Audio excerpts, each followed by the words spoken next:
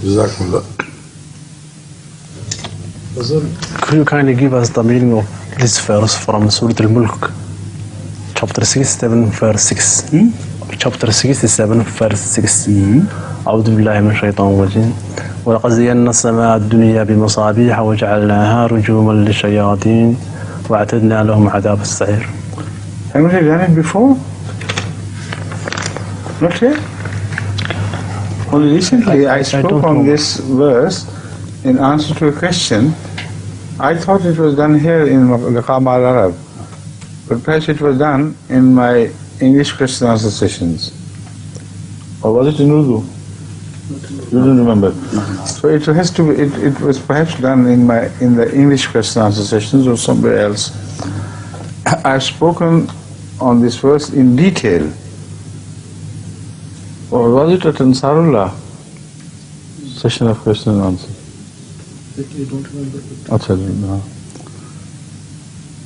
You see, the Holy Quran speaks of a phenomenon which is observed by us in the early or throughout the night, in fact, that some shooting stars seem to enter the sphere of the earth, leaving behind them a tail, blazing tail of fire. To look at it appears as if the tail is chasing the star, while the star it is which is leaving the tail behind. It is this phenomenon which has been mentioned at different places in the Holy Quran. And the way the Holy Quran explains this is a miracle of the Quranic fasahat or balagh or oratory, or the mastery over words and expressions. It mentions it in a manner that both spiritual meaning and the literal material meaning can be taken simultaneously. Literally, the picture which is developed in these verses you have quoted and other verses, if you take it together, it speaks that there is a samaj dunya. The atmosphere which is closer to the earth is called samaj dunya. The stratosphere and other spheres which surround the whole world and rise up to many hundred miles into the space, they are differently categorized by the scientists, but I don't want to go into the detail. But one thing is certain, that as you go farther away from the earth, the atmosphere becomes less dense.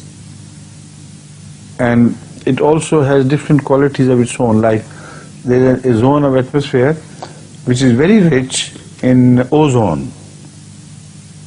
And there are other zones who are rich in some different elements and so on and so forth.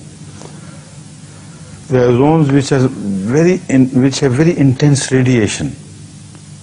So this is a scientific detail which you need not inquire further. The importance is that all these zones are vital for the safety of life on earth. They perform different functions. None of these zones is without a purpose and without a design. Some parts of the samaj dunya are involved in the rains, I should say, into the vapors turning into rains again and falling back. And so many things are related to different atmospheres, like what elements they should be rich in. Oxygen proportion, carbon dioxide proportion, and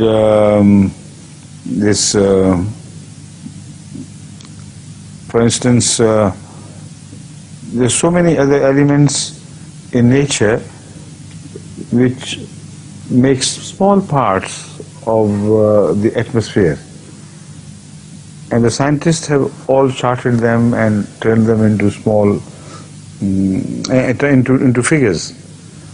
how much of this is there, how much of that is there. Nitrogen makes the most part, but it seems to be inert. It does not participate in the reactions much. But hydrogen, oxygen, carbon dioxide, and other small elements, they do interact and create certain things. All these things are important for the protection of life on earth.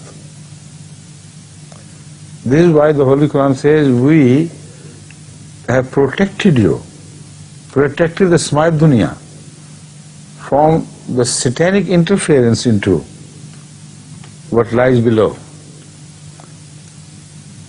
Now this phenomenon of shooting stars is one of the measures taken by God to protect humans, not only humans, but for the whole life on earth.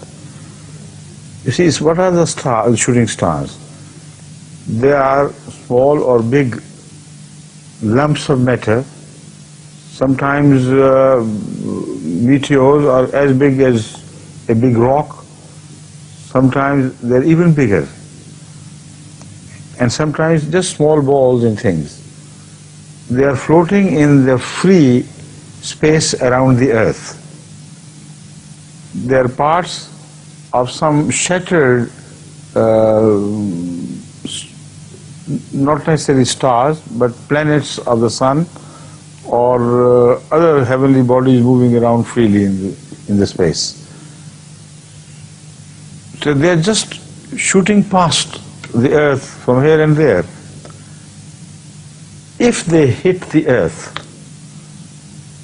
and if they constantly hit the earth as they enter the atmosphere, there will be no possibility of life on earth anymore. Even if life was permitted to develop a little bit, the strikes, repeated strikes, would destroy the atmosphere and the conditions on the earth which are congenial for the support of life. Life will not be supported. But whenever they enter the atmosphere, the law of nature which God has created is that if something enters a dense atmosphere at high speed, out of friction, such heat is caused that it is burnt out. So even the big, huge rocks which are bombarded at the earth, before they strike the surface, they are completely consumed by the fire which is created by the friction which is created by the entrance into the atmosphere. But if the atmosphere, for that matter, should have to be thick enough, condensed enough, or dense, I should say, dense enough to be able to burn it out. And this is exactly measured. Some are burnt out in the upper atmosphere, some in the lower, and the last, when they enter the denser lower layer, they are completely consumed. What little is left of them, which falls sometimes on the ocean surfaces or the dry land, is not sufficient to do any damage, not capable of doing any damage to life. Only occasionally, very occasionally, some huge meteors are permitted by God to strike the surface of the earth or oceans. But when this was done with a purpose and a design. The purpose was again the same, to prevent the higher form of life, to prevent the dinosaurs to remain forever in command of the earth. God decided, let them be destroyed and leave room for the development of evolution to reach man. There is a very intricate design in the scheme of things, which is depicted also in the apparent exceptional case of a large meteor striking the earth. It had a purpose, and it served that purpose. So this is, as far as the material phenomenon is concerned, God says, we have created this, we save you from the influence of Satans. These are the Satans, the wayward stones and rocks and things. And the second is, when the rebellious people who rebel against God, they try to interfere in the spiritual heaven, like at the time of Hazrat Muhammad Sallallahu Alaihi Wasallam, or at the time of Moses and other prophets' time.